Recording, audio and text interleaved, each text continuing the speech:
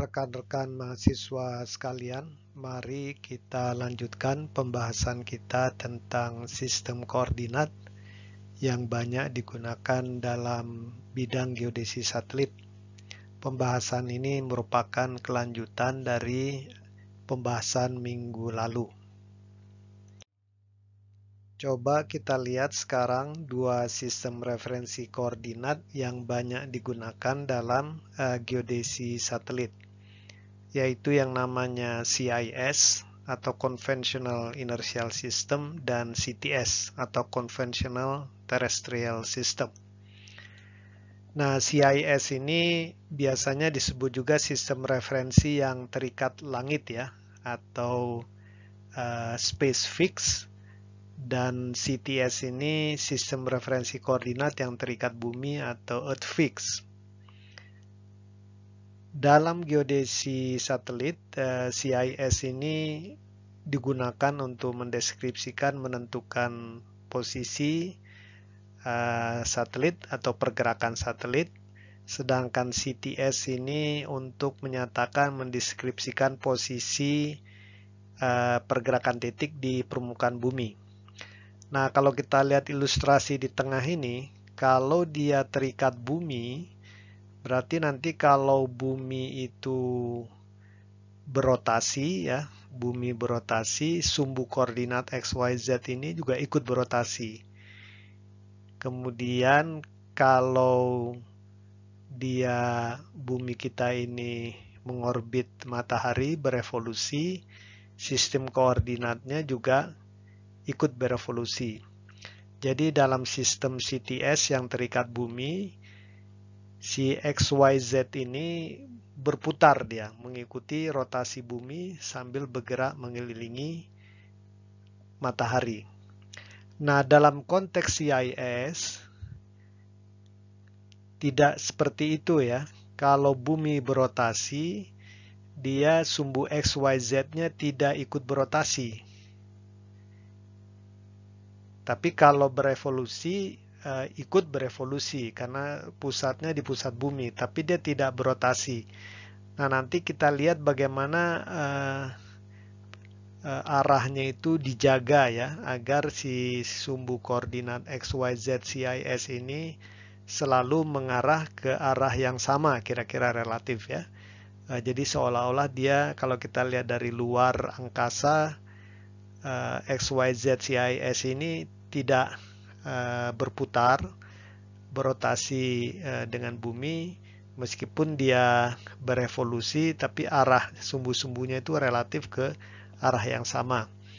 Kalau CTS memang dia betul-betul terikat bumi, jadi bumi berotasi, dia ikut berputar sumbu koordinatnya, dan sambil berputar, sambil bergerak mengelilingi matahari. Nanti kita lihat lah ya, lebih detailnya bagaimana. Kita lihat sekarang parameter dari sistem referensi koordinat CIS. Yang pertama, titik nolnya, titik pusatnya di Earth Center ya, geocenter. Ya seperti biasa ya, jadi di pusat massa bumi. Dan sumbu-sumbu sistem koordinatnya itu terikat ke langit ya, atau spesifik. Oleh sebab itu kadang-kadang dinamakan sistem koordinat ini juga ECSF, Earth Centered Specific. Jadi dia berpusat di pusat massa bumi dan terikat ke langit. Nah, cara mengikatkan ke langitnya yang pertama kita lihat sumbu X-nya ini mengarah ke titik semi, vernal equinox. Vernal equinox ini adalah titik potong antara bidang ekuator dengan bidang ekliptika ya. Bidang ekliptika ini bidang orbit bumi mengelilingi matahari. Kadang-kadang disebut titik Aries karena dia mengarah ke gugusan bintang Aries.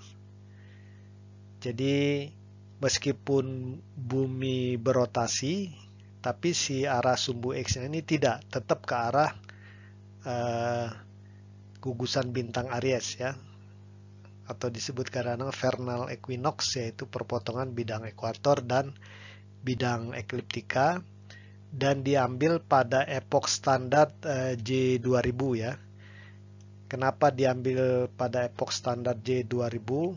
Karena seperti kita ketahui sebelumnya, waktu pembahasan presesi, karena adanya presesi kan vernal equinox ini juga bergerak ya. Oleh sebab itu untuk standar dipilih vernal equinox pada epok J ini Julian ya. Nanti kita pelajari minggu depan di sistem waktu Julian date 2000.0 ya. Dan terletak di bidang ekuator.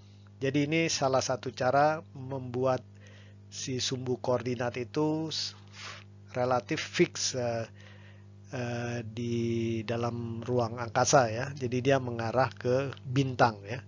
Jadi meskipun bumi kita ini berotasi dan berevolusi mengelilingi matahari, tapi sumbu X-nya itu dijaga ke arah tertentu, yaitu ke arah vernal equinox pada epok standar J2000 atau ke arah gugusan bintang Aries itu ya saat ini. Nah, kemudian kalau sumbu Z-nya ini mengarah ke conventional ephemeris pole, yaitu sumbu rotasi bumi yang bebas di luar angkasa dalam ruang pada epok yang sama juga, J2000.0 ya. Dan kemudian sumbu Y-nya ini tegak lurus sumbu X dan Z dan membentuk sistem koordinat tangan kanan ya.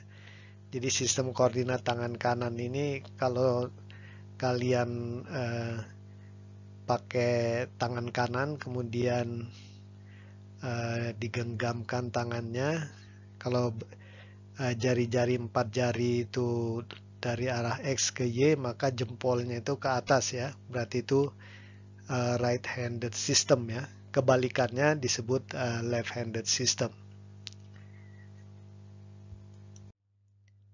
Nah, problemnya sekarang, jadi pendefinisian spesifik atau terikat ke langit ini bagaimana merealisasikannya ya. Jadi kan pendefinisiannya sumbu-sumbu koordinatnya itu terikat langit. Nah, ada beberapa cara untuk membuat sumbu koordinat CIS ini terikat langit. Jadi yang kita jelaskan sebelumnya, misalnya salah satunya dengan mengarahkan sumbu X-nya ini ke arah gugusan bintang tertentu, misalnya gugusan bintang Aries selama ini ya. Nah, itu tentunya dengan pengamatan bintang ya. Nah, ini namanya nanti stellar CIS ya. Dan pengamatan bintang bisa dilakukan karena memang sudah ada katalog bintang, yaitu yang namanya FK5 ya, Fundamental Katalog 5. Nah, di samping dengan pengamatan bintang, kita juga bisa melakukan pengamatan kuasar. Kuasar ini dia sumber gelombang radio yang lebih jauh lagi dari bintang ya. Dan kita bisa mengamati menggunakan VLBI, namanya radio CIS. Jadi dalam konteks tersebut nanti sumbu X-nya itu diarahkan ke satu kuasar tertentu ya, yang digunakan sebagai standar. Dan itu ada kriterianya bagaimana memilih kuasar yang paling bagus ya untuk itu. Nah, kemudian bisa juga dengan pengamatan-pengamatan yang lainnya ya, astrometri, lunar laser ranging, satellite laser ranging, dan seterusnya ya.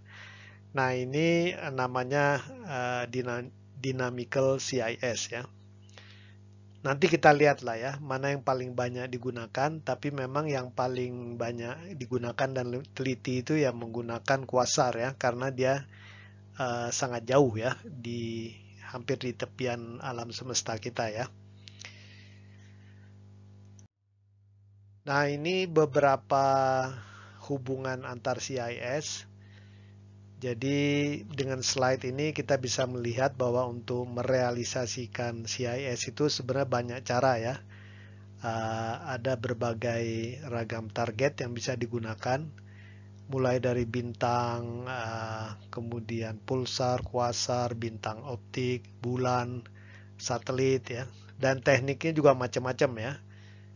Dari VLBI terus sampai nanti ke GNSS ya.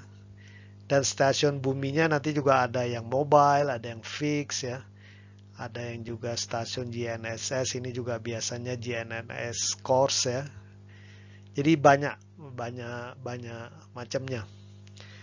Dan nanti kita lihat lah ya mungkin di akhir-akhir perkuliahan kita juga akan membicarakan tentang Global Geodetic Observing System ya, di mana memang kecenderungan saat ini adalah mengintegrasikan berbagai pengamatan teknik dan stasiun bumi untuk menyelesaikan banyak hal terkait masalah geodesi ya. Salah satunya tentang realisasi sistem CIS ini.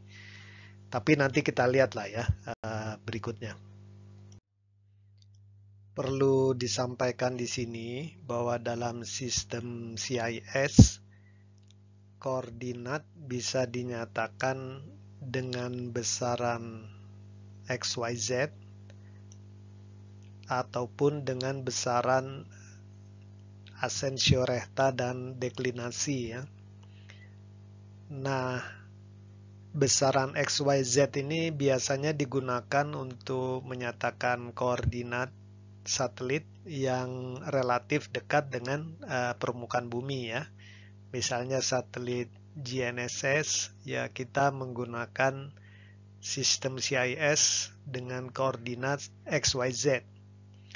Tetapi kalau untuk objek-objek yang relatif jauh dari bumi, misalnya seperti bintang ya atau kuasar, maka pendefinisian dengan XYZ ini agak susah ya, karena jaraknya sudah sangat jauh ya, dan tidak bisa mungkin lagi diukur ya dengan teliti jaraknya. Oleh sebab itu orang menggunakan besaran sudut-sudut, yaitu yang namanya asensio rekta, alfa, dan deklinasi ini ya. Asensio rekta ini sudut di bidang ekuator yang diukur dari arah sumbu X ke arah vernal equinox sampai ke meridian yang mengandung bintang ataupun kuasar ya, yang ingin ditentukan atau dinyatakan koordinatnya. Nah, kalau deklinasi ini sudut dari bidang ekuator sampai ke arah bintang atau kuasar dihitung dalam bidang meridiannya ya. Jadi ini ilustrasinya semacam ini. Nah, ini kadang-kadang dinamakan kalau ini sistem asensio rekta ya, atau bahasa Inggrisnya right ascension lah. Nah, setelah CIS, coba kita lihat yang namanya CTS ya. CTS ini Conventional Terrestrial System. Pendefinisian sumbu-sumbu koordinatnya semacam ini. Jadi titik nolnya itu di pusat massa bumi ya, geocenter. Kemudian sumbu-sumbu sistem koordinatnya terikat bumi ya, earth fix. Makanya kadang-kadang dinamakan juga sebagai earth center, earth fix ya. Kemudian sumbu X-nya ini mengarah ke atau berada dalam meridian 0 Greenwich ya. Dan tentunya terletak di bidang ekuator bumi ya. Ini meridian Greenwich. Jadi Greenwich ini adalah observatory ya di luar kota London di Inggris. Kemudian sumbu Z-nya ini mengarah ke kutub yang namanya Conventional Terrestrial Pole ya. Jadi kalau CIS itu dia CEP, Conventional Ephemeris Pole. Kalau ini CTP ya, Conventional Terrestrial Pole. Dan nanti kita lihat ya apa perbedaan antara CTP dan CEP ya, atau CEP. Kemudian sumbu Y-nya sama ini, right hand system ya, sistem koordinat tangan kanan ya.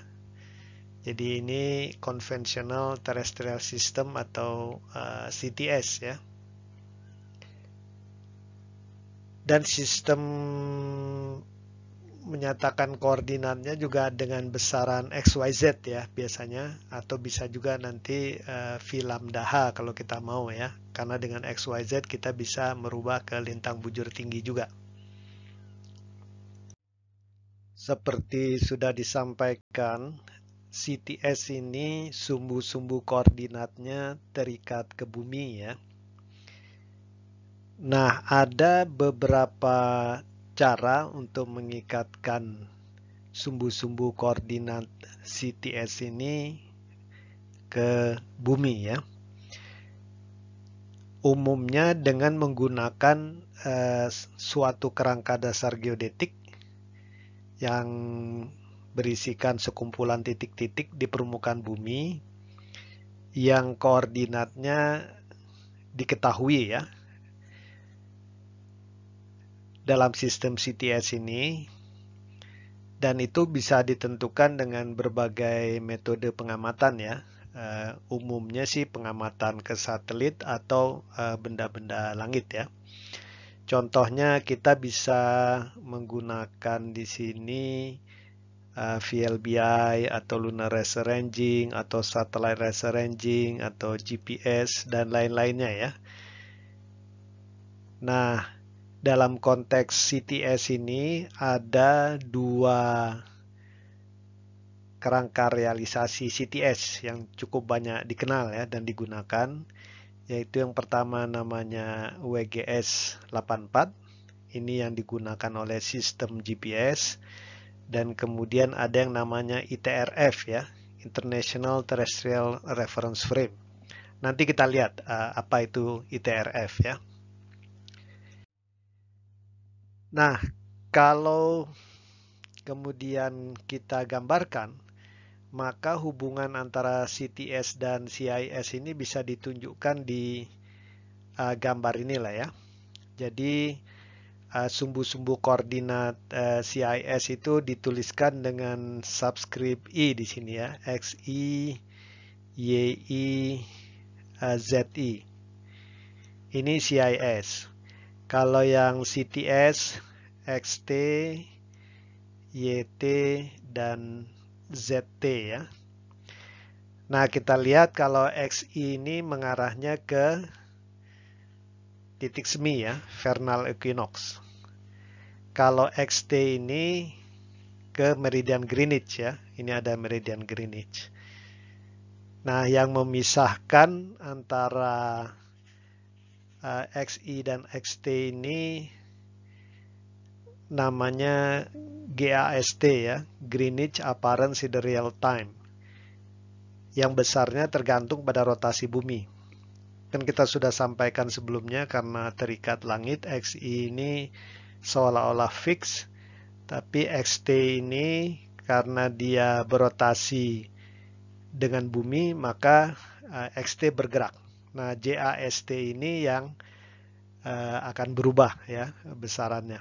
Nah, nanti kita lihat di minggu depan ya tentang sistem waktu, nanti kita lihat apa itu JAST. Tapi untuk mengetahui hubungan antara sumbu koordinat XI dan XT setiap saat, kita perlu memperhitungkan rotasi bumi ya. Makanya kita belajar rotasi bumi, dan nanti parameternya namanya GAST. Nah, kemudian kita lihat sumbu Z ya. Jadi kalau sumbu Z ini, kalau yang CIS kan CEP ya, Conventional Ephemeris Pole pada epoch J2000, dia semacam sumbu rotasi bumi yang bebas dalam ruang ya. Jadi kalau dilihat dalam ruang, sumbu rotasi buminya itu CEP. Nah, kalau CTP ini conventional terrestrial pole. Jadi kutub bumi yang kita lihat kalau kita berdiri di permukaan bumi ya. Nah, seperti kita sudah pelajari sebelumnya, sumbu yang melalui CTP ini dipengaruhi oleh polar motion ya, gerakan kutub. Jadi gerakan kutub ini pergerakan sumbu rotasi bumi terhadap kerak bumi sendiri ya. Jadi CTP ini sebenarnya tidak fix di sini, tapi dia bergerak-bergerak yang namanya polar motion. Nah, kita sudah mempelajari juga bahwa CEP ini conventional ephemeris pole juga di dalam ruang, kalau kita lihat dari angkasa, itu juga kan tidak pointing ke arah yang sama terus ya. Kita sudah pelajari sebelumnya, dia dipengaruhi oleh yang namanya presesi dan nutasi ya.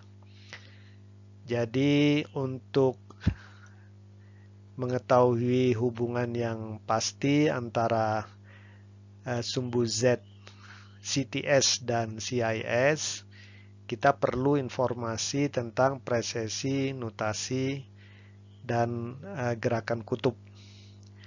Makanya selalu kalau kita bicara Earth Orientation Parameter, orientasi parameter bumi itu ya, parameter orientasi bumi, kita perlu tahu presesi, nutasi, polar motion, dan juga rotasi bumi ya. Dan perubahan di semua parameter ini nanti akan tentunya mempengaruhi hubungan antara CTS dan CIS. Perlu dipertimbangkan maksudnya ya, kalau kita ingin mentransformasikan koordinat dari sistem CIS ke CTS atau CTS ke CIS ya. Nah, hubungannya sebenarnya sudah ada rumusnya ya. Jadi ini parameter yang diperlukan, ada 4 kalau kita ingin melakukan transformasi antara kedua sistem koordinat ini. Presesi, nutasi, gerakan kutub, dan rotasi bumi. Dan rumusnya juga sudah ada. Kalau ini kita kita nyatakan koordinat CIS itu X, Y, Y, Z, I dan CTS, X, T, Y, T, Z, T, maka nanti hubungannya itu sebenarnya perkalian dari matrik rotasi saja ya.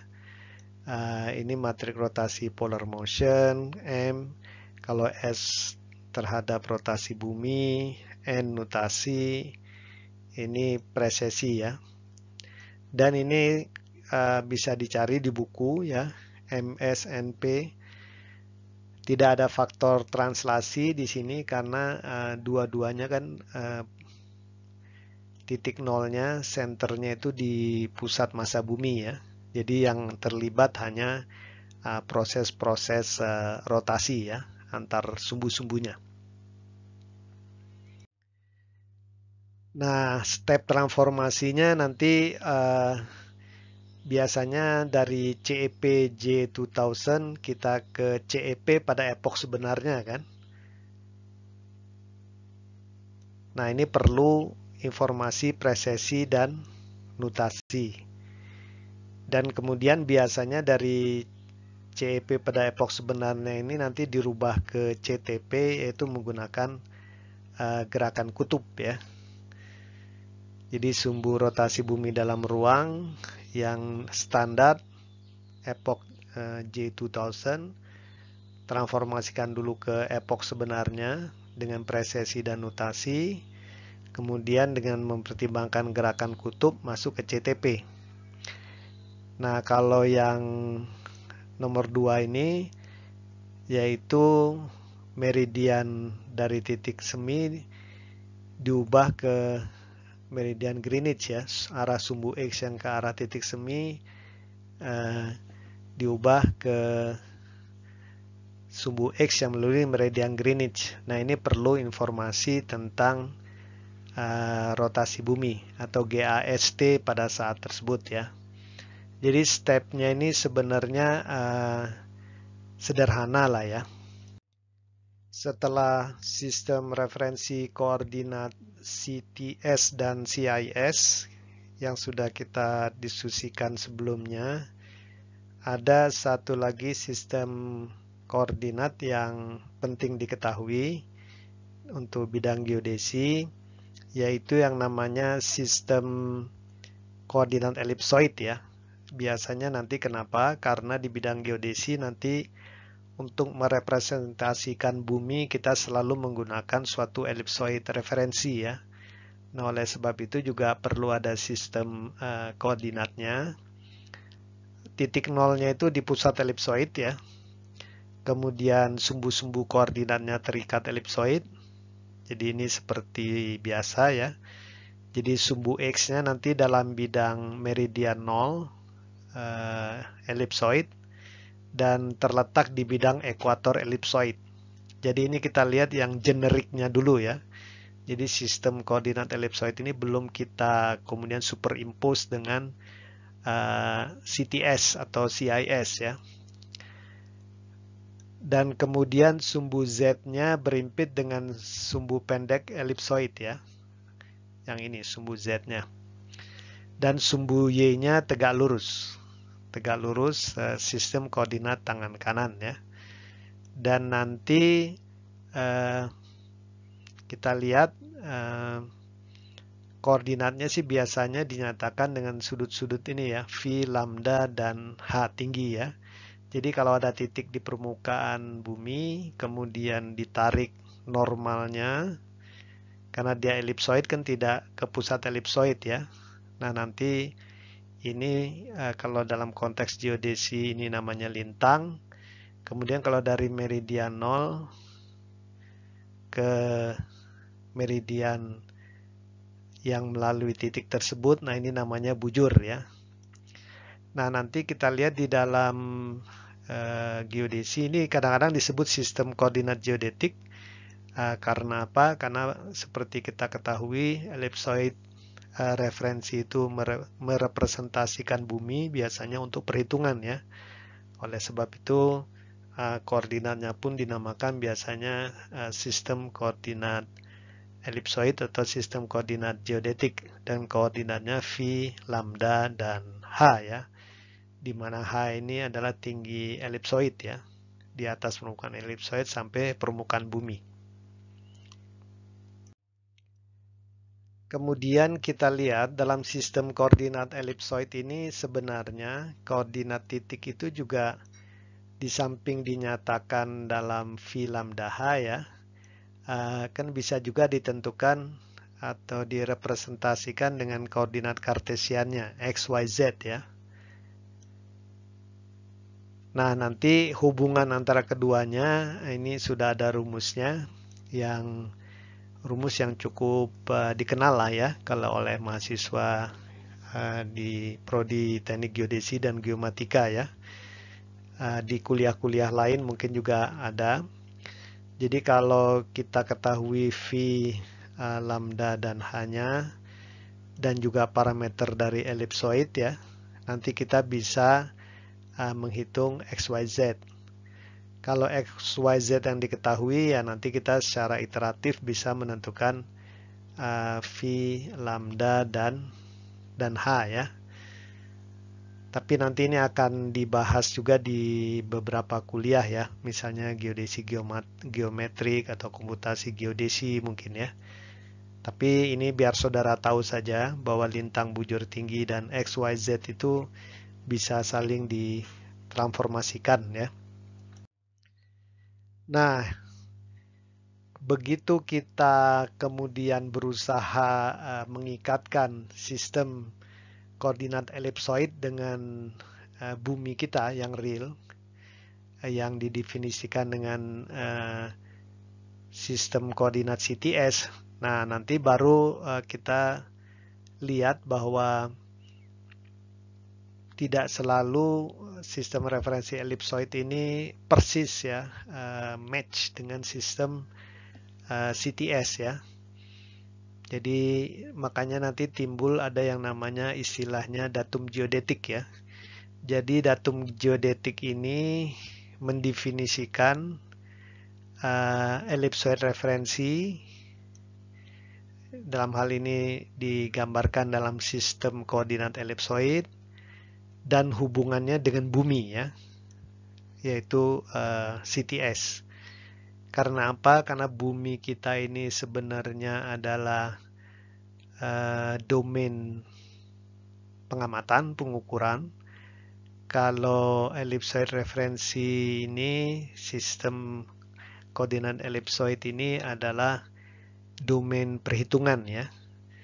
Jadi datum geodetik ini menghubungkan atau interface antara bumi yang real sebagai domain pengukuran pengamatan dengan elipsoid referensi yang merupakan domain perhitungan ya. Nah, kenapa datum geodetik ini dalam bidang geodesi ini penting? Karena nanti kita lihat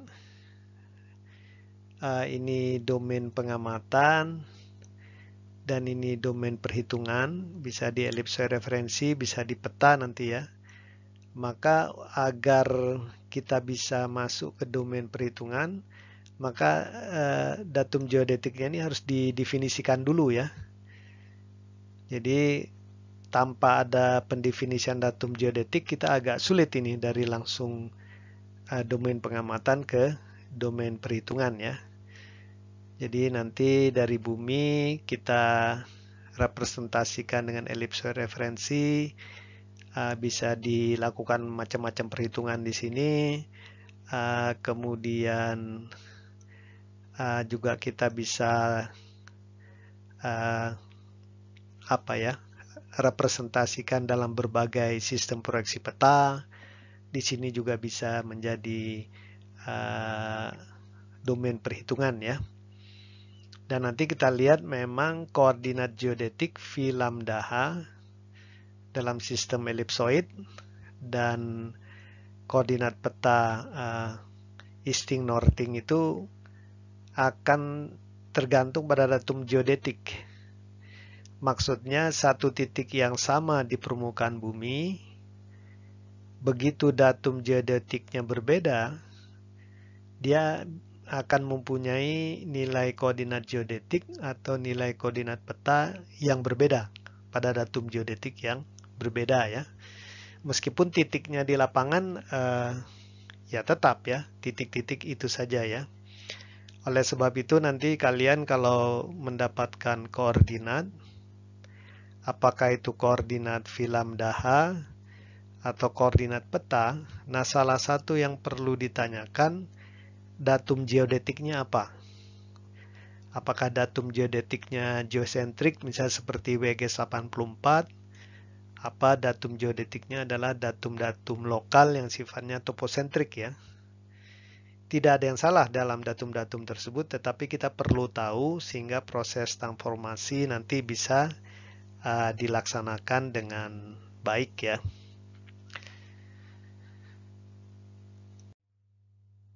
Nah, ini sebagai contoh saja gambaran bagaimana perbedaan datum geodetik saja bisa langsung merubah koordinat ya. Ini gampangnya pada komponen lintang saja kita lihat, contoh saja ya. Jadi misalnya ada titik di permukaan bumi, misalnya contohnya kita punya dua elipsoid referensi yang ukurannya persis sama, tetapi pusatnya itu bisa ditranslasikan ya. Nah ini merubah parameter geodetik datum ya. Jadi hanya dengan mentranslasikan saja ya kita lihat nanti normal dari titik tersebut ke elipsoid masing-masing kan akan berbeda ya. Di sini V1 dan V2 ini akan berbeda besarnya. Karena dua garis ini kan tidak sejajar ya. Kemudian juga kalau kita rotasikan salah satunya, meskipun pusatnya sama ya, titiknya sama, tapi salah satu elipsoid referensi yang sama kemudian orientasinya diputar saja berbeda sedikit ya, itu lintangnya V1 dan V3-nya juga akan berbeda. Apalagi kemudian kalau ditranslasikan juga dan dirotasikan juga ya. Jadi ini hanya gambaran sederhana saja bagaimana datum geodetik itu berbeda, di mana dalam hal ini yang berbeda adalah orientasi dari elipsoid referensi yang digunakan terhadap bumi berbeda, meskipun ukurannya sama bisa menghasilkan lintang yang sama ya. Apalagi kalau kita menggunakan dua elipsoid referensi sebagai contoh yang ukurannya berbeda dan ada faktor translasi dan rotasi ya. Jadi itu jelas sekali akan berbeda. Nah ini contoh yang lebih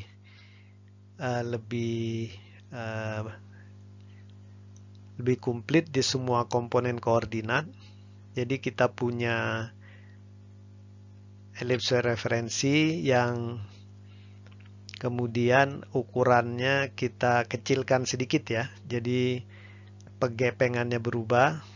Meskipun ini titik nolnya sama, kemudian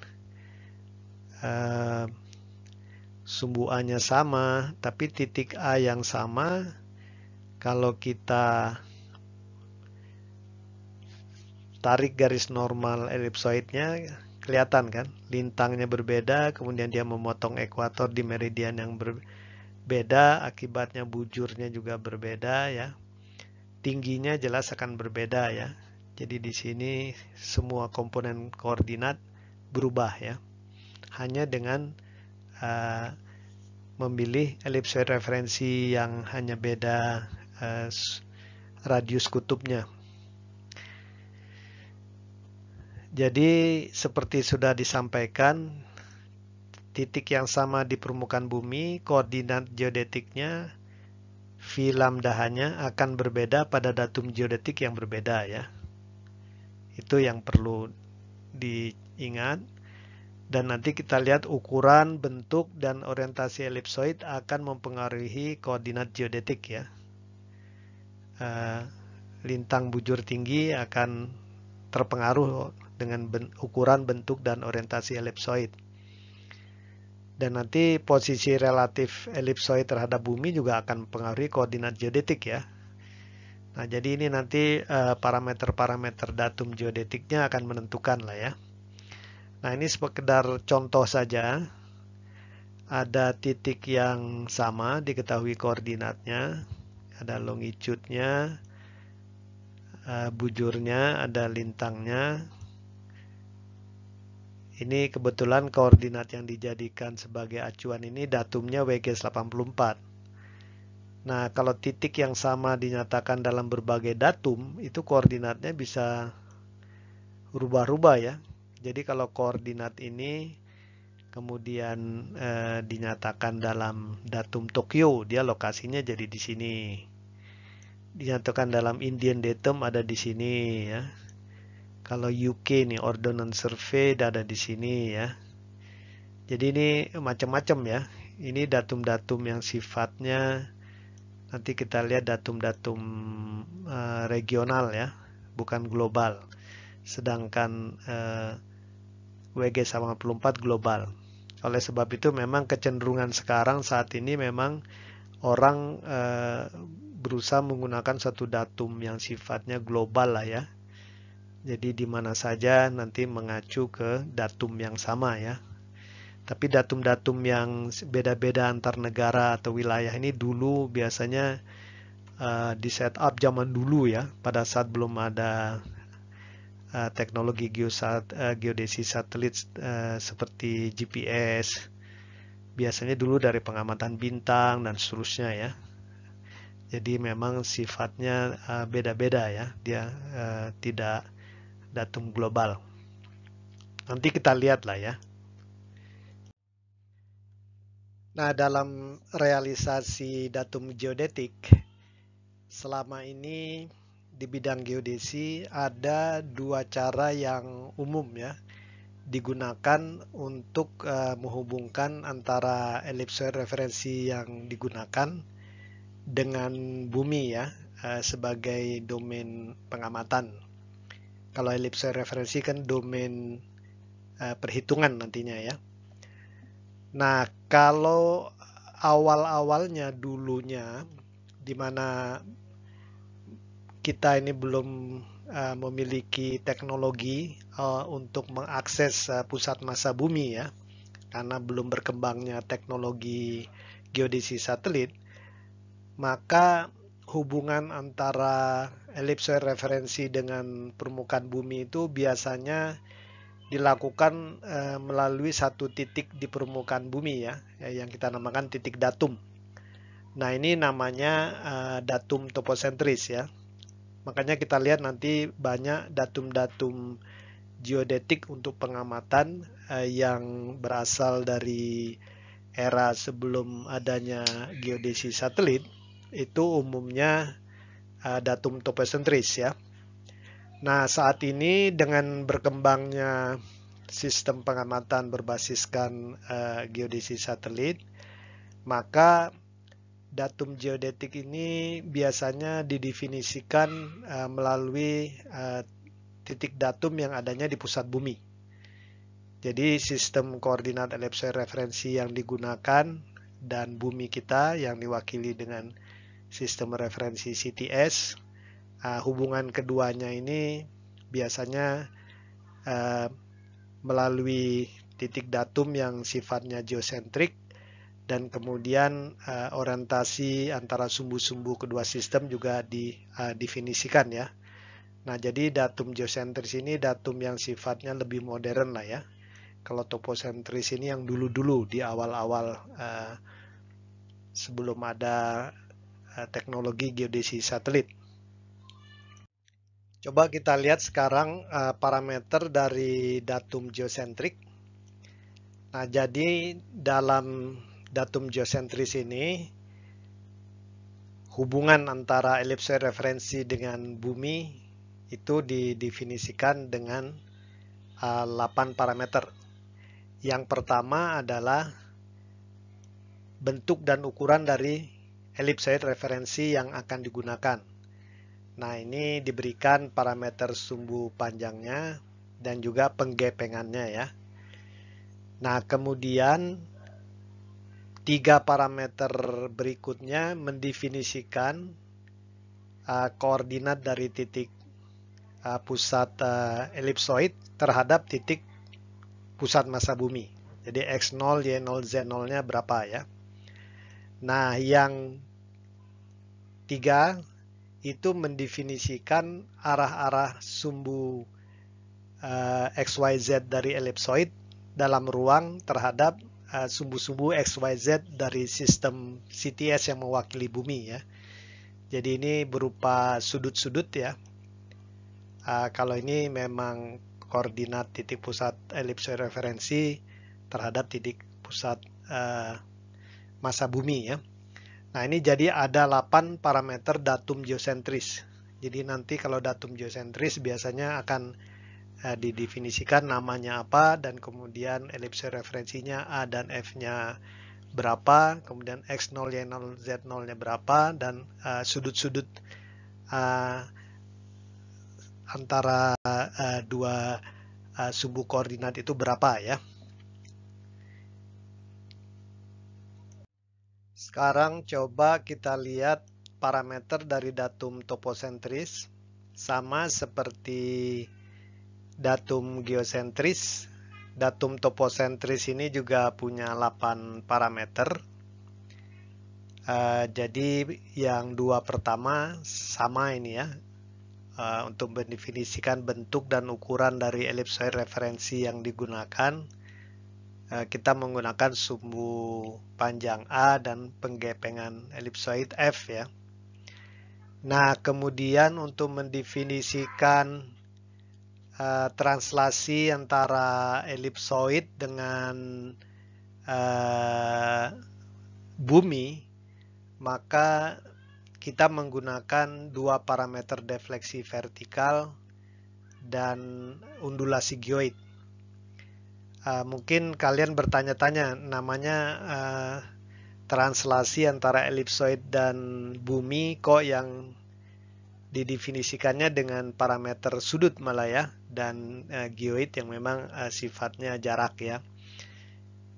Jadi kita lihat di sini di gambar ini, kalau elipsoid referensi ini kita geser-geser ya secara translatif dalam arah X atau Y atau Z, nanti yang akan berubah itu adalah ini komponen sudut defleksi vertikal dan juga ketinggian titik datum di atas permukaan elipsoid yang namanya undulasi ya. Kalau defleksi vertikal ini sudut antara normal elipsoid itu ini dengan arah garis gabrat ya di titik datum. Nah, ini komponen dalam arah easting dan northingnya ya. Jadi dengan mentranslasikan ini kita mendapatkan besaran parameter ini. Nah, kalau dibalik kita mendefinisikan dua parameter defleksi vertikal dan undulasi geoid, maka kita secara tidak langsung menetapkan tiga parameter translatif elipsoid terhadap bumi ya. Dalam hal ini direpresentasikan dengan geoid kadang-kadang ya. Nah, kemudian tiga parameter berikutnya itu untuk melihat tiga parameter rotasi antara elipsoid dengan bumi ya. Nah, biasanya ini diwakili dengan koordinat geodetik di titik datum V0 lambda 0, karena nilai koordinat titik datum ini kan tergantung kepada orientasi elipsoid yang sifatnya rotasional terhadap bumi ya. Dan satu lagi biasanya di datum toposentris itu ada azimut geodetik dari suatu titik datum ke titik awal ya. Jadi di sekitar titik datum P, biasanya kalau untuk datum toposentris itu ada titik lainnya lagi, di mana dari P ke titik tersebut diberikan nilai azimut geodetiknya. Jadi nanti kalau datum toposentris itu diberikan nilai A-nya berapa, F-nya berapa, komponen defleksi vertikalnya berapa, undulasi geoid berapa di titik datum ya.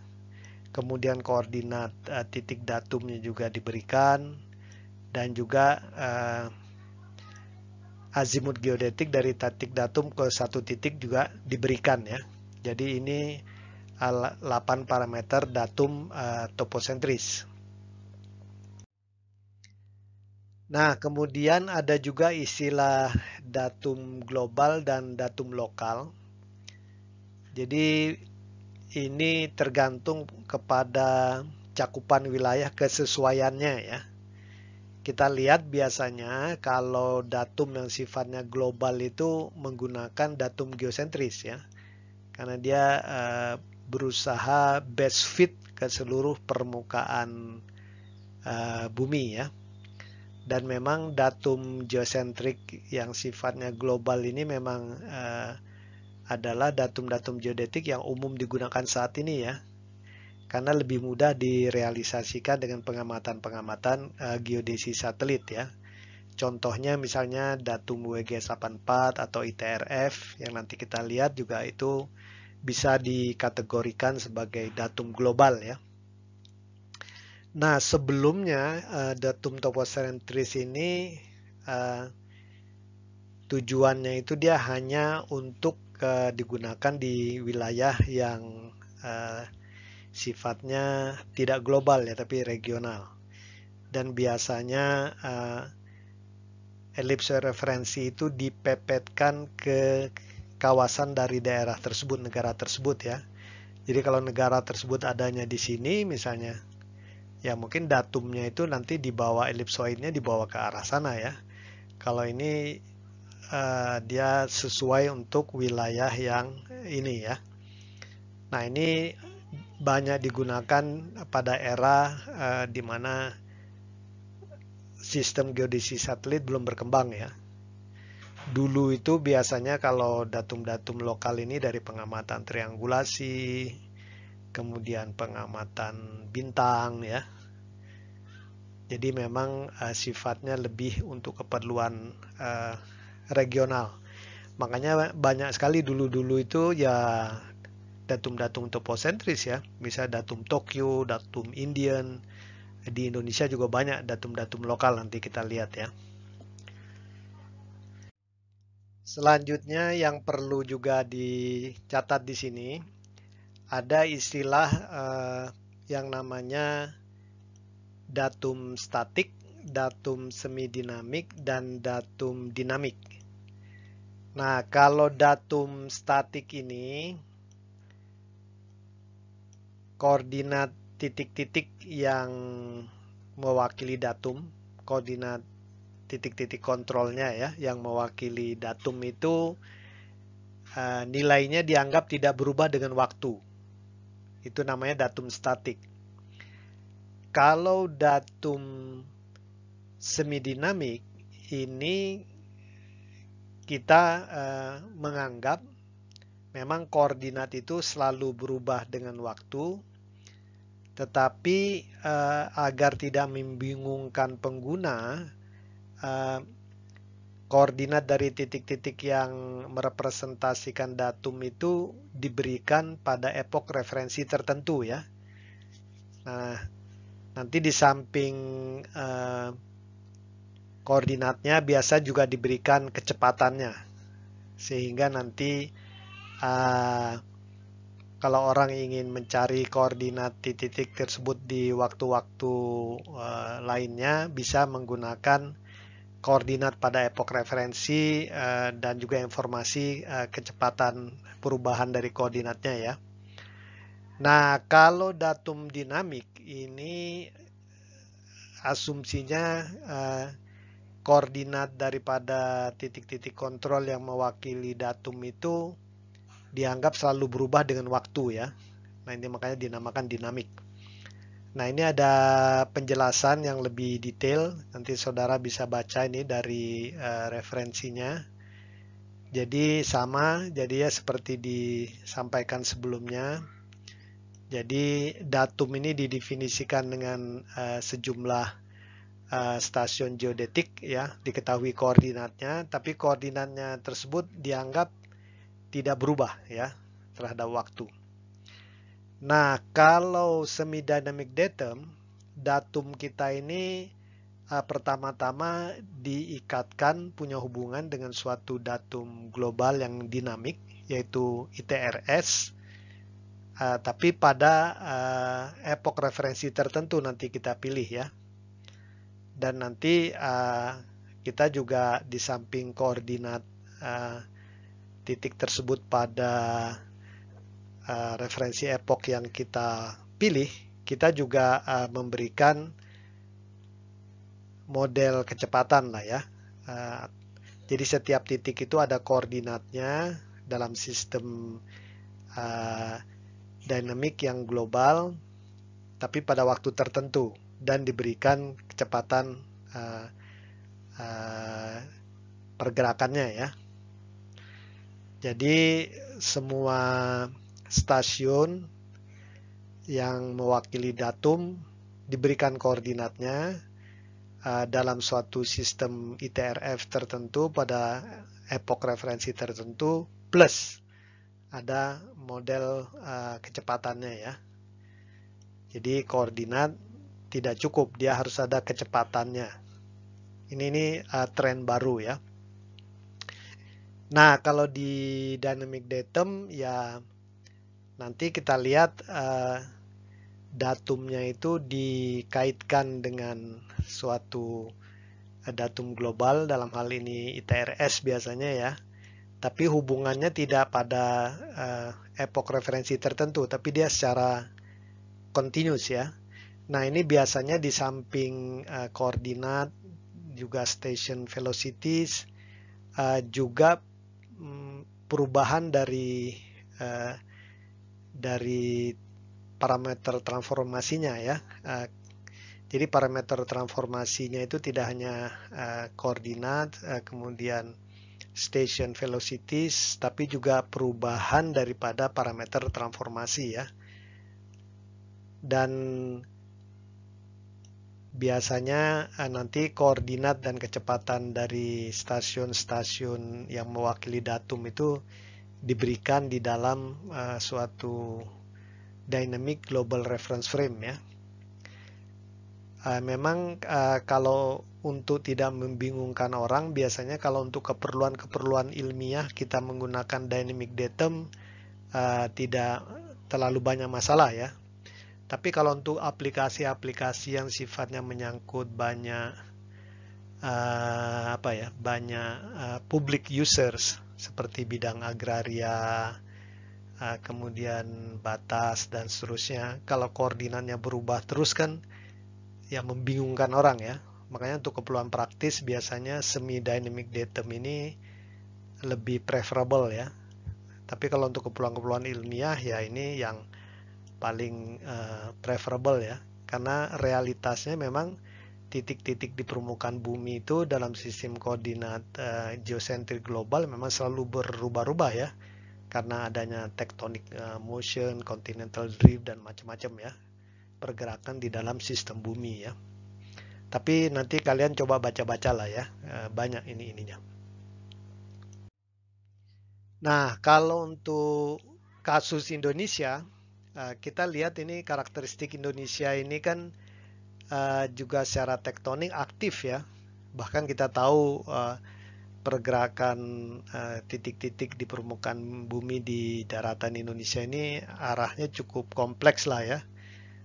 Kemana-mana ininya ya. Jadi memang ini perlu diperhatikan lah ya. Jadi kalau melihat ini memang nampaknya datum statik ini kurang sesuai ya untuk wilayah Indonesia ini nggak cocok lah ya. Karena secara realitas memang koordinat itu berubah terus kalau di Indonesia ya. Saudara lihat ini Indonesia di pertemuan beberapa lempeng, kemudian di dalamnya juga banyak lempeng-lempeng yang sifatnya blok-blok kecil ya, dan selalu bergerak ini ya. Sehingga memang karena Indonesia ini aktif secara tektonik, koordinat geosentrik titik-titik wilayah di Indonesia akan berubah dengan waktu lah ya ini ya. Ini contoh hasil studi Pak Irwan Maulana ya, menunjukkan bahwa perubahannya ya lumayan juga ya dalam orde senti-senti ya. Tapi kalau orde senti per tahun ini kan kalau diakumulasi kan bisa lama-lama ya besar juga ya. Nah, oleh sebab itu di Indonesia itu memang penggunaan datum statik tidak preferable lah ya. Maka memang yang bagus ya kalau nggak datum semi dynamic ya datum dynamic ya. Nah, ini beberapa datum geodetik yang pernah ada di Indonesia ya, untuk pengetahuan kalian. Jadi memang kalau di zaman Belanda dulu banyaknya ya datum yang sifatnya toposentrik ya, lokal ya. Nah, ini ada beberapa di antara mereka dan ya datumnya statik ya. Kemudian ini tahun 74 ada yang namanya Indonesian Datum 1974. Datumnya masih toposentrik tapi dia berlaku nasional. Kadang-kadang disebut datum Padang ya. Tapi juga masih statik ya. Kemudian tahun 1995 dengan semakin banyaknya pengamatan GPS ya. Kemudian Indonesia berubah menjadi datumnya namanya DGN 95. Nah, ini datumnya tidak lagi toposentrik tapi sekarang menjadi geosentrik ya. Tapi masih statik sifatnya ya. Nah, kemudian tahun 2013 setelah ya banyak pihak menyadari lah ya bahwa memang perubahan tektonik di Indonesia tidak bisa diabaikan ya dalam konteks pemetaan, survei pemetaan, ya memang akhirnya kita perlu datum yang sifatnya lebih dinamik lah. Memang waktu itu banyak diskusi apakah mau semi dinamik atau dinamik, tapi mempertimbangkan ya persepsi masyarakat dan segala macam ya. Masyarakat nanti bingung kalau koordinat berubah terus tiap waktu. Akhirnya dipilih yang namanya datum semi dynamic. Jadi datum semi dynamic ini kita memang tahu bahwa koordinat itu selalu dynamic ya. Oleh sebab itu datumnya dikonek ke datum global yang dinamik, tapi kita memilih satu epoch referensi tertentu ya. Dan kemudian kita juga mensupply dengan model velocity daripada titik-titik tersebut. Coba nanti kita lihatlah ya. Nah, ini datum-datum lokal yang ada di Indonesia yang sifatnya toposentrik. Ini dari zaman Belanda ya. Jadi saudara lihat ini ada datum Gunung Genuk, Batavia. Ini mencakup Jawa, Sumatera. Gunung Genuk itu adanya di dekat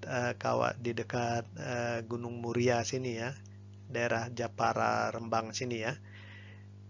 Dan pengamatannya banyaknya menggunakan jaringan triangulasi ya. Jadi saudara lihat memang kenapa datum ini terpotong-potong, karena pengukuran triangulasi itu kan berdasarkan pengukuran sudut ya, menggunakan teodolit. Jadi memang antara Sumatera dan Jawa ini memang bisa saling mengamati ya, karena ada gunung ya di Lampung dan di daerah Banten yang bisa saling melihat. Tapi kalau dari Jawa ke Kalimantan atau Sumatera ke Kalimantan ini agak susah ya, nggak ada gunung di kawasan sini. Makanya datumnya juga pisah. Bahkan di Kalimantan sendiri, Gunung Serindung di Kalimantan Barat dan Gunung Segara di Kalimantan Timur ini nggak nyambung ya.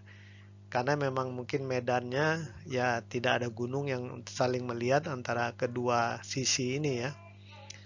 Kemudian Sulawesi ada satu sendiri ya, ini Moncong Loe Datum. Kemudian di Kalimantan juga cuma di kawasan Sorong ini yang ada ya.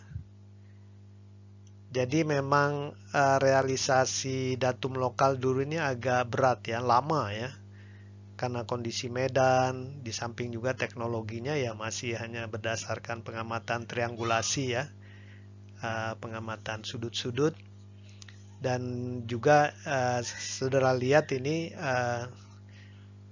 dulunya memang lama sekali ya. Jawa dan Madura, kemudian Sumatera, Bangka. Nah, Bangka ini juga dia datumnya sendiri nih.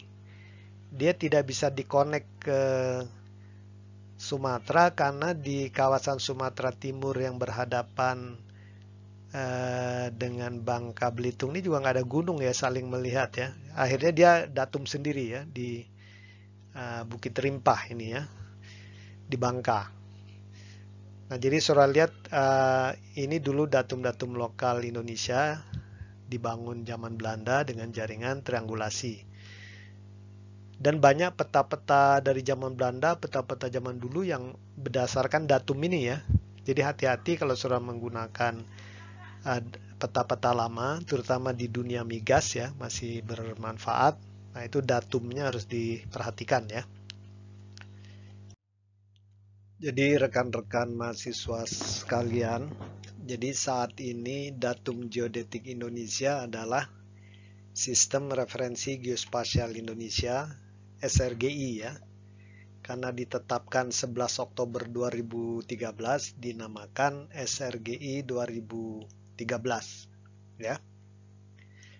Nah, datum-datum geodetik di Indonesia memang ditetapkan kemudian di-maintain, dipelihara oleh BIG ya, Badan Informasi Geospasial. Kalau sebelum namanya BIG di-maintain oleh Badan Koordinasi Survei dan Pemetaan Nasional, Baku Surtanal ya, yang kemudian berubah nama menjadi BIG pada tahun 2011. Nah, SRGI ini adalah dia datum semi dinamik mengacu ke ITRF 2008. Meskipun di sini ada catatan kalau ada versi terbaru ITRF tersedia, SRGI akan otomatis diperbaharui. Nah, sebagaimana kita ketahui, saat ini sudah ada ITRF 2014 ya, nanti kita lihat. Maka SRGI pun akan langsung mengacu ke ITRF 2014. Nah, epoch referensi yang dipilih 1 Januari 2012. Jadi kalau kalian dapat koordinat jaring titik kontrol geodesi di Indonesia, perlu dicatat bahwa koordinat itu adalah pada epoch referensi 1 Januari 2012.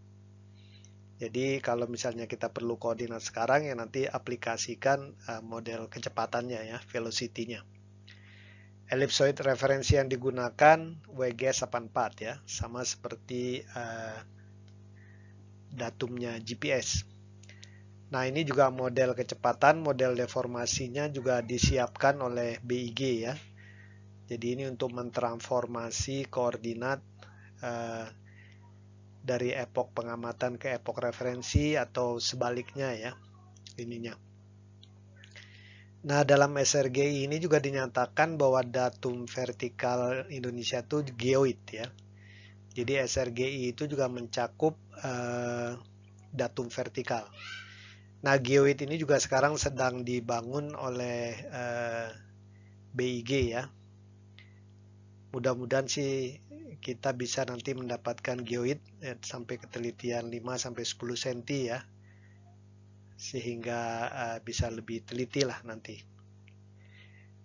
Nah, geoid dinyatakan dalam SRGI ini berasal dari survei-survei Gabrat ya, yang terikat dengan jaring kontrol Gabrat nasional, di mana kemudian jaring kontrol Gabrat nasional ini juga harus terhubung ke jaring kontrol Gabrat global. Pada saat ditetapkan itu masih IGSN 71, atau kalau ada versi barunya ya langsung connect ke versi barunya nanti ya. Nah, selama datum vertikal Indonesia geoid yang resmi ini ada, maka datum vertikal yang bisa dipakai untuk sementara itu adalah mean sea level yang diperoleh dari pengamatan pasang surut selama 18,6 tahun kalau ada ya, atau minimal pengamatan 1 tahun ya. Tapi mudah-mudahan saja ya, kemarin ini juga BIG sudah melaksanakan survei airborne gravimetry minimal untuk daratan bisa segera terrealisir lah ya. Tapi karena kita negara kepulauan ya, kita juga harus membangun geoid yang untuk wilayah lautan ya. Dan kalau bisa seamless nanti antara geoid darat dan geoid laut ya. Nah, ini beberapa karakteristik tentang SRGI, tapi tentunya nanti ada hal-hal yang lebih detail, saudara bisa belajar lebih lanjut lah ya. Seperti sudah saya sampaikan sebelumnya, datum semi dynamic itu harus dilengkapi dengan model kecepatan ya, atau model deformasi. Karena apa? Karena kan koordinat diberikan pada epoch referensi tertentu. Nah, untuk menghitung koordinat pada saat pengamatan saat ini atau kembali ke epoch referensi, maka perlu model awal kecepatan atau model kecepatan dari titik-titik kontrol tersebut ya. Jadi titik-titik kontrol geodetik itu di samping ada koordinatnya, misalnya X, Y, Z, tapi juga ada kecepatannya Vx, Vy, Vz ya. Itu untuk datum semi dynamic. Dan untuk seluruh Indonesia begitu ya. Semua jaring-jaring titik kontrol geodesi sekarang punya nilai koordinat dan punya nilai kecepatan. Nah, kenapa ini penting ya? Ini contoh saja ya. Misalnya ini hasil penelitian Pak Susilo, BIG, dan Pak Irwan Melano. Jadi untuk pergerakan blok-blok tektonik di Indonesia, misalnya ini dari tahun 96 sampai 2017 itu saudara lihat di sini ya pergerakannya cukup lumayan ya, dari 28 cm sampai 65 cm. Tapi kalau kita ngelihat deformasi karena gempa itu bisa sangat besar ya. Misalnya ini yang terkait dengan gempa dan tsunami di Aceh 2004 ya, itu sampai 6,2 meter itu ya perubahannya ya. Dan di berbagai tempat ya, ini tergantung ukuran gempanya lah, kekuatan gempa ya. Jadi kalau melihat begini memang, dan saudara lihat juga secara spasial di wilayah Indonesia juga berbeda-beda ya. Makanya memang harus ada untuk datum SRGI kita, harus ada model kecepatan ya. Nah ini contohnya, ini model awal yang digunakan. Jadi untuk Indonesia diakomodir adanya 4 lempeng tektonik ya. Kita punya Australia, Eurasia, Pasifik, dan Filipina ya, Sea Plate. Kemudian juga ada blok-blok di dalamnya ya, blok-blok tektonik yang juga harus dipertimbangkan. Nanti kalau semakin detail kita tahu ya akan harus diakomodir juga ya. Nah kemudian tentunya data-data kegempaan yang signifikan. Dan ini contoh model kecepatan, ini awal lah ya yang disusun oleh BIG. Nantinya ini tentunya harus diperapat ya dengan semakin banyaknya data ya. Jadi ini yang dibangun. Jadi datum semi dynamics SRG 2013 ini harus punya model kecepatan ya. Semua datum semi dynamics semacam itu. Nah, sekarang coba kita lihat beberapa perkembangan ya. Ini yang namanya ICRS ya. Ini sebenarnya keluarga dari CIS. Jadi ini sistem referensi celestial ya. Bagian atau keluarga dari conventional inertial system ya. Tapi oleh International Astronomical Union dinamakan ICRS ya. Dan dia digunakan sejak tahun 98, 1 Januari, pengganti sistem referensi FK5. FK5 ini sistem referensi fundamental katalog, jadi banyaknya berdasarkan bintang ya, katalog bintang. Nah nanti kita lihat ICRS ini memang sengaja oleh IAU, International Astronomical Union, dibagi dua ini ya. Ada yang namanya barycentric celestial reference system, ada yang namanya geocentric celestial reference system. Jadi kalau barycentric itu titik nolnya di barycenter, pusat massa dari sistem matahari. Kalau geocentric di pusat massa bumi ya. Nah nanti kita lihat kenapa ada dua di slide berikutnya ya. Dan nanti ICRS ini direalisasikan dengan koordinat-koordinat dari quasar ya. Jadi quasar ini semacam bintang ya yang sangat jauh ya. Jaraknya bisa sampai lebih dari 1 miliar tahun cahaya dari bumi kita ini ya. Tapi quasar ini secara natural memancarkan gelombang radio ya yang bisa diamati oleh metode VLBI ya. Jadi ICRS ini direalisasikan dengan ICRF, nanti kita lihat ya, International Celestial Reference Frame. Dan saat ini dikenal ada 3 jenis ya, ICRF 1, ICRF 2, yang terbaru ICRF 3 ya. Dan pendefinisiannya mirip dengan CIS ya. Cuma bedanya memang di titik nolnya itu ada 2 dibagi, bisa barycenter, bisa geocenter.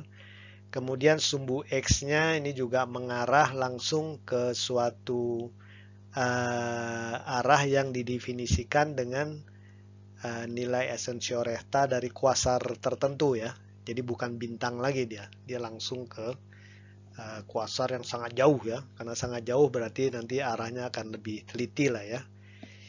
Kalau lain-lainnya relatif mirip atau sama dengan CIS lah ya. Jadi ini keluarga dari CIS. Nah ini keterangan kenapa kok ICRS ini ada dua ya, ada BCRS dan ada GCRS. Nanti saudara sebenarnya bisa baca di sini ya, ada link di Wikipedia. Tapi tujuannya dibuat dua ini, jadi BCRS ini biasanya sistem referensi koordinat yang digunakan untuk merepresentasikan atau digunakan untuk objek-objek yang jauh di luar bumi ya. Misalnya planet, bulan, dan bintang yang lebih jauh ya. Ataupun mungkin objek-objek di luar angkasa lainnya. Nah itu mereka mengacu ke sistem referensi koordinat BCRS ya. Jadi BCRS ini lebih ke untuk teman-teman di astronomi lah ya, karena mereka kan lebih ke eksplorasi apa ya, sistem matahari, galaksi, alam semesta ya. Nah kalau GCRS ini yang banyak digunakan untuk merepresentasikan koordinat lokasi dari benda-benda yang dekat dengan bumi ya. Contohnya satelit-satelit. Misalnya satelit GPS atau satelit-satelit yang dekat dengan bumi, satelit remote sensing, satelit-satelit pengamatan bumi lainnya. Nah itu sistem referensinya menggunakan GCRS ya, geosentrik. Nah ini persis dengan pendefinisian CIS kita sebelumnya ya. Nah, di geodesi satelit memang kita akan lebih banyak menggunakan GCRS ya, Geocentric Celestial Reference System. Nah, ini untuk pengetahuan kalian ya. Jadi saat ini ICRS itu direalisasikan dengan suatu kerangka koordinat yang namanya ICRF. Nah, ICRF ini direpresentasikan dengan satu set kuasar. Jadi kuasar ini quasi stellar radio sources ya.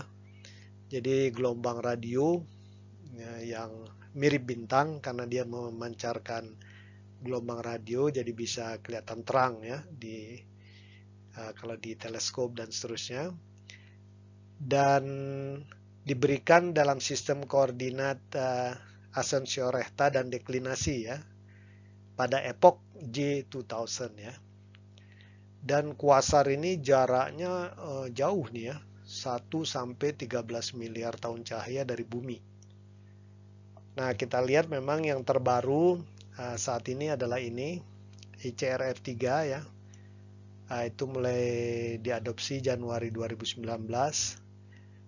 menggunakan 4.536 kuasar ya. Meskipun nanti ada yang istilahnya yang paling teliti yang defining sourcesnya itu 303. Nah kalau kita lihat dari dulu ya, ICRF 1 misalnya tahun 98, ICRF 2 tahun 2010, kemudian 2019 kelihatan ada penambahan jumlah kuasar yang digunakan ya, dan juga noise-nya semakin menurun ya, jadi semakin teliti lah. Nah ini kelihatan ini ICRF 1, jadi titik-titik ini menunjukkan keberadaan kuasar-kuasar di langit, ada koordinatnya, asensiorehta dan deklinasinya. ICRF kedua lebih padat, ICRF ketiga yang paling padat ini ya. Jadi saudara lihat ini kuasar-kuasar semua ini ya. Setelah ICRS, sekarang kita coba lihat ITRS ya. Ini sebenarnya keluarga CTS juga. Dan ini sistem geosentrik ya. Sistem geosentrik di mana pusat massa didefinisikan untuk seluruh bumi, tapi termasuk lautan dan atmosfer ya. Jadi semuanya ya. Nah, unit panjangnya meter.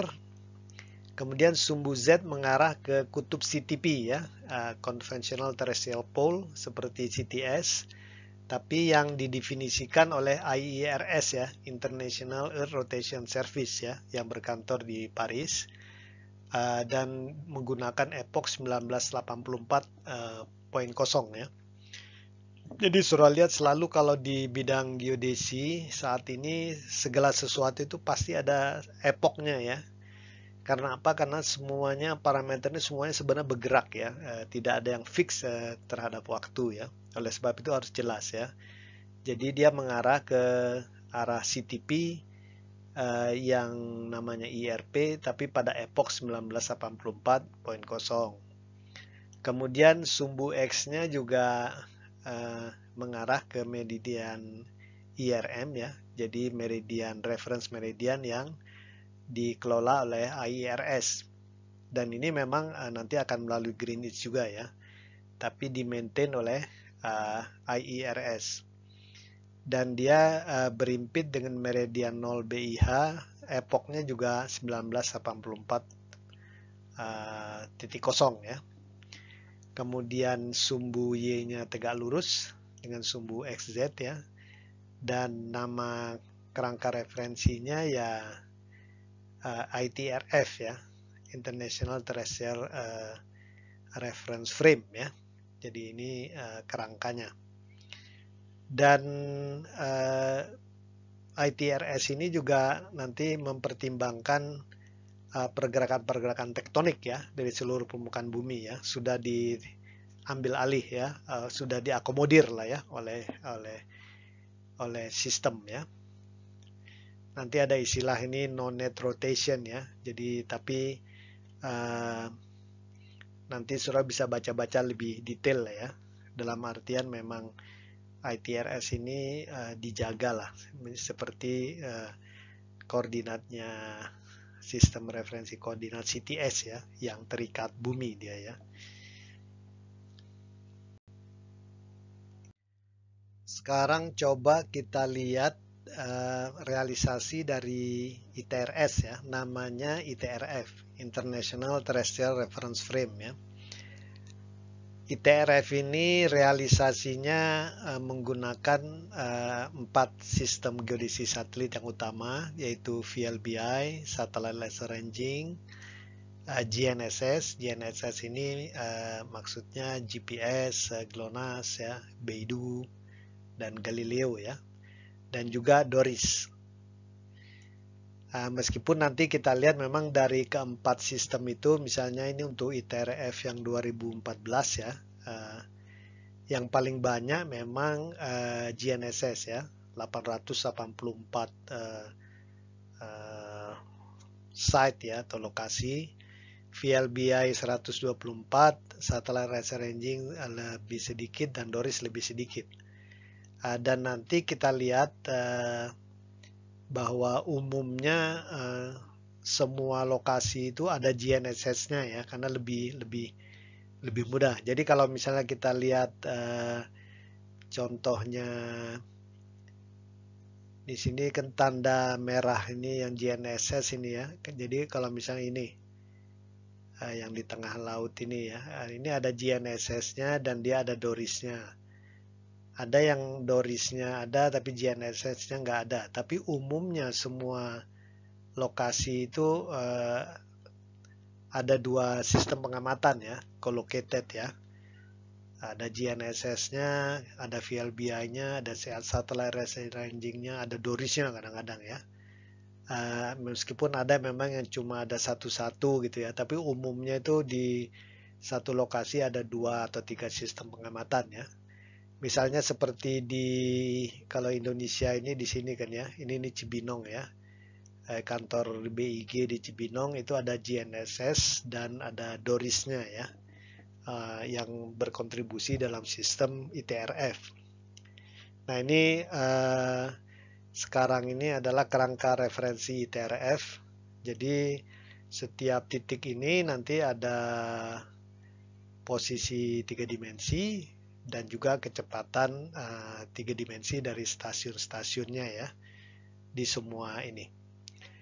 Dan kalau kita lihat ini semua stasiun ITRF yang ada, misalnya 2014 itu dia berada di semua lempeng tektonik utama, dan hampir semua lempeng tektonik minor seluruh dunia ini pasti ada lokasi titik-titik kerangka dasar ITRF 2014 ini ya. Nah, sampai saat ini kalau kita lihat sejarahnya, ITRF itu mulai dari tahun 92 ya, sampai 2014 kalau ngelihat namanya ya.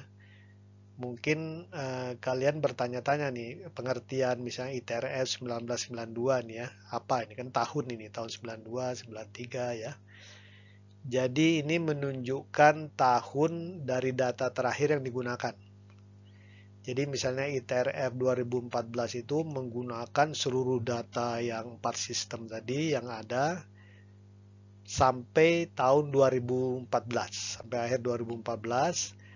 Meskipun nanti ya tentunya karena perlu pengolahan dan segala macam ya nanti di announce-nya officially ya diluncurkan ya tahun 2015 misalnya ya, atau tahun sesudahnya kalau misalnya dia perhitungannya lama ya. Dan saudara lihat epoch referensinya beda-beda ya. Jadi kalau untuk ITRF 2014 epoch referensinya tahun 2010.0 ya. Maksudnya apa? Maksudnya nanti seluruh koordinat dan kecepatan 3 dimensi dari seluruh stasiun ITRF 2014 ini itu mengacu ke epoch referensi 2010. Jadi kalau kita ingin mengetahui koordinatnya sekarang, kita nanti tinggal menambahkan perkalian kecepatan 3 dimensi ini dikalikan selisih waktu dari sekarang 2021 dikurangi 2010 kali kecepatan, tambahkan posisi yang di tahun 2010. Begitu juga kalau kita mengamati sekarang, kemudian kita ingin menyatakan dalam koordinat ITRF 2014 ya harus di mapping balik ya ke epoch referensi 2010 ya. Kalau SRGI tadi kan 2012 kita ya ininya ya. Jadi ini ITRF. Kalau kalian ingin tahu lebih detail, coba aja ya baca di internet banyak kok ya. Kalian googling saja ya. Banyak informasinya di sana. Nah ini contoh pembangunan ITRF. Jadi menggunakan data VLBI, Satellite Laser Ranging, DORIS, dan GNSS. Sebenarnya ada beberapa alasan ya. Kalau pusat massa bumi itu biasanya menggunakan data-data dari satellite laser ranging ya. Kemudian kalau untuk skala nantinya ya, skala dari sistem koordinat itu menggunakan satellite laser ranging dan VLBI.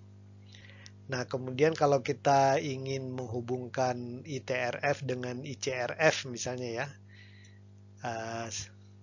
seperti CIS dan CTS sebelumnya, nah itu kita menggunakan VLBI ya,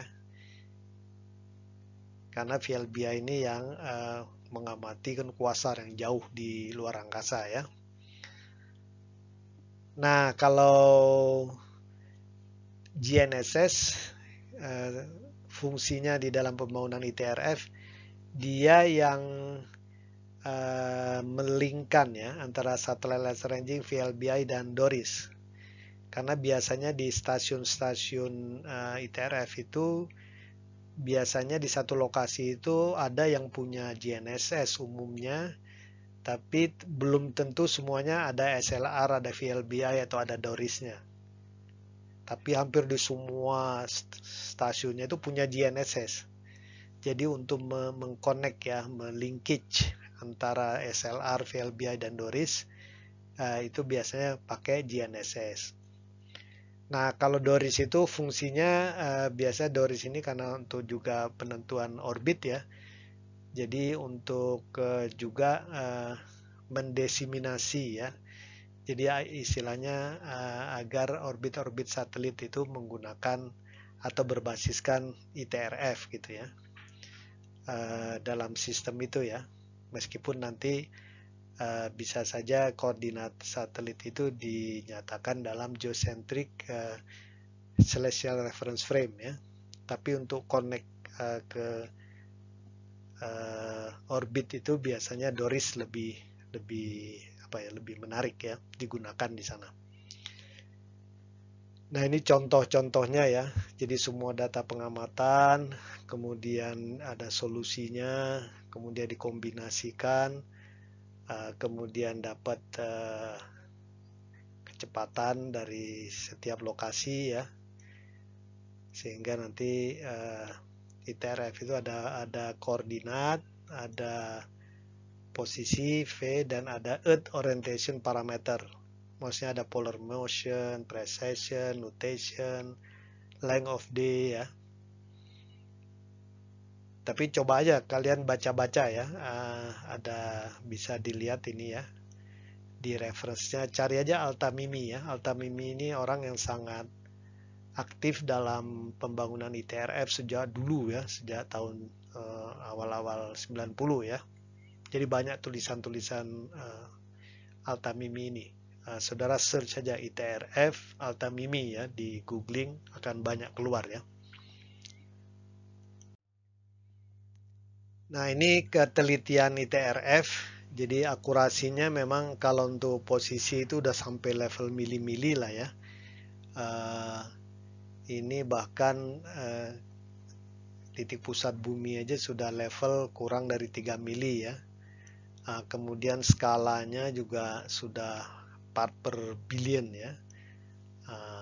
Jadi memang sudah saat ini semua kerangka referensi koordinat global itu udah relatif teliti lah ya. Ini contoh stasiun-stasiun ITRF 2014. Ini velocity field-nya ya. Jadi saudara lihat ini velocity field di setiap titik. Horizontal, ini juga vertikalnya ya. Dan unitnya biasa udah kalau vertikal mili lebih kecil ya. Kalau ini skalanya senti ya.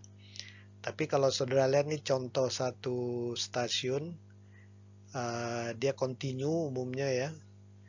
Dan sudah dalam level milimeter ya. Deviasi. Kalau sinusoidal ini menunjukkan bahwa memang ada pengaruh efek musim ya dan segala macam ya. Jadi nanti memang time series dari koordinat ini bisa digunakan untuk meneliti banyak hal ya. Untuk mempelajari karakteristik dari sistem bumi dan interaksi antara sistem-sistem bumi ya. Bukan hanya masalah kegempaan dan segala macam ya, tapi masalah efek-efek musim, tahunan ya, efek-efek hidrologis, atmosfer ya, pergerakan di atmosfer, lautan dan segala macam ya. Jadi banyak sekali manfaatnya sebenarnya untuk riset-riset yang terkait dengan ilmu sistem bumi ya. Nah, setelah ITRF, sistem referensi koordinat atau kerangka referensi koordinat juga yang termasuk keluarga CTS ini adalah WGS 84 ya. Nah, ini sebenarnya cukup terkenal karena dia digunakan sebagai sistem referensi koordinat oleh sistem satelit GPS ya, yang sudah kita gunakan dalam banyak bidang ya. Dan saudara lihat pendefinisian sistem koordinatnya ya mirip CTS lah ya. Jadi pusatnya berimpi dengan pusat massa bumi, sumbu Z-nya ke arah sumbu kutub IRP ya.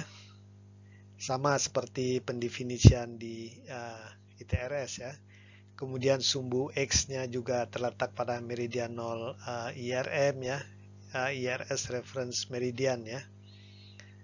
Dan kemudian sumbu Y-nya tegak lurus dengan sumbu X dan Z ya, membentuk tangan kanan. Dan saudara lihat juga di sini parameter elipsoid referensi yang digunakan. Elipsoid referensinya juga namanya elipsoid referensi WG84 ya. Jadi ini sumbu panjang, pegepengan, dan juga nih kecepatan rotasi buminya didefinisikan juga karena apa? Karena kan ini sistem terikat bumi ya. Jadi dia ikut berotasi bersama bumi, tapi untuk perhitungan kecepatan rotasi bumi itu dipakai dengan nilai ini ya. Dan kemudian juga konstanta gravitasi bumi untuk perhitungan macam-macam ya. Kan kita perlu konstanta GM ya. Kalau saudara ingat rumus-rumus kayak berat kan perlu konstanta GM. Nah itu yang dipakai nilai ini. Dan WG84 ini digunakan sejak tahun 87 kalau di dunia GPS ya. Sebelumnya yang digunakan tuh namanya WGS 72 ya. Nah, nanti kita akan lihat lagi di kuliah semester depan itu di survei GNSS ya, lebih detail tentang sistem referensi koordinat WGS 84 ini. Dan realisasinya sistem referensi koordinat WGS 84 ini direalisasikan menggunakan sejumlah tracking station ya, segmen sistem kontrol dari satelit GPS ya. Jadi semua sistem satelit kan punya sejumlah stasiun kontrol yang mengamati satelit terus-menerus ya. Dalam konteks GPS ini contoh dari lokasi segmen control stationsnya di hampir tersebar di seluruh dunia ya. Dan sampai saat ini memang realisasi dari WG84 ini biasa dituliskan ada serinya ya. Misal WG84, G730, G873 dan seterusnya ya. Bisa sudah lihat di sini ya. Originalnya sih 1987 ya. Kemudian tahun 1994 diupdate namanya WG84 dalam kurung G730 terus saja ya. Yang terakhir itu 2013 G1762. Kemudian nanti saudara bisa lihat ini ya. Ini rencana waktu itu G berapa lagi ya. Dan absolut akurasinya, ketelitiannya sudah lihat saat ini ya sudah di level 1 cm lah ya. Dan di sini dinyatakan bahwa WG84 ini sudah align ke ITRF 2008 dan bahkan yang terbaru dia sudah sinkron lah ya, dia alignmentnya dengan ITRF 2014 ya. Jadi memang perbedaan antara WG84 yang seri terbaru misalnya G1762 saja itu sudah di level 1 cm ya perbedaannya dengan ITRF yang terbaru ya.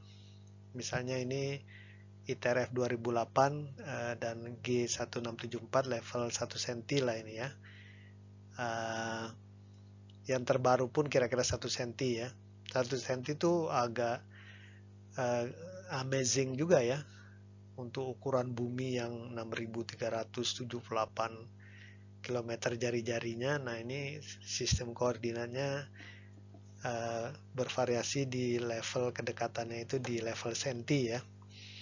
Jadi ini memang perkembangan di dunia sistem referensi koordinat memang arahnya itu memang ke level senti ini sudah sangat menakjubkan lah ya. Dulu kita biasanya ngomong kalau absolut ya sistem referensi koordinat 1-2 meter ya, tapi kemudian cepat sekali bisa turun ya ke level senti. Tapi nanti ini kita lihat lagi lah ya di kuliah survei GNSS di semester depan ya. Saudara bisa baca-baca juga ya, saudara googling aja ya, WG84. Nah, sebagaimana biasa untuk tugas, saudara ini coba dituliskan secara narasi.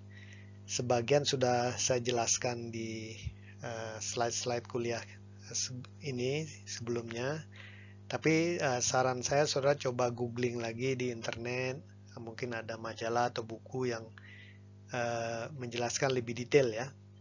Jadi coba saudara nanti jelaskan datum gunung-gunung itu apa ya. Kemudian datum Indonesia 74 ya. Jelaskan sistem referensinya dan kerangka referensinya ya. Misalnya kalau datum gunung-gunung nanti kerangka referensinya biasanya titik-titik triangulasi. Tapi pendefinisiannya gimana? Titik nolnya di mana, titik datumnya bagaimana, kemudian parameter datum yang 8 itu bagaimana, dan seterusnya ya. Nah sama nanti ya, untuk datum Indonesia 74, DGN 95, SRGI, WG 84, ITRF 2014 tadi sudah ya. Kalau PZ 90 ini mirip WG84 tapi dia digunakan untuk sistem satelit navigasinya GLONASS Rusia ya. Nah, kemudian di nomor 2 coba saudara cari di buku ya. Kan tadi sudah dijelaskan bahwa antara CIS dengan CTS itu perkalian 4 matrik rotasi ya. Ada presesi, nutasi, kemudian polar motion, sama rotasi bumi ya. Nah, coba cari elemen-elemen dari matrik itu apa ya. Saudara tulis saja ya. Nah, jadi seperti biasa saudara kumpulkan dalam waktu 1 minggu lah ya. Sebagaimana biasa. Dan laksanakan dengan sebaik-baiknya ya. Jadikan pengerjaan tugas ini sarana untuk pembelajaran bagi saudara ya. Agar saudara lebih kaya lah ininya ya. Begitu saja, terima kasih.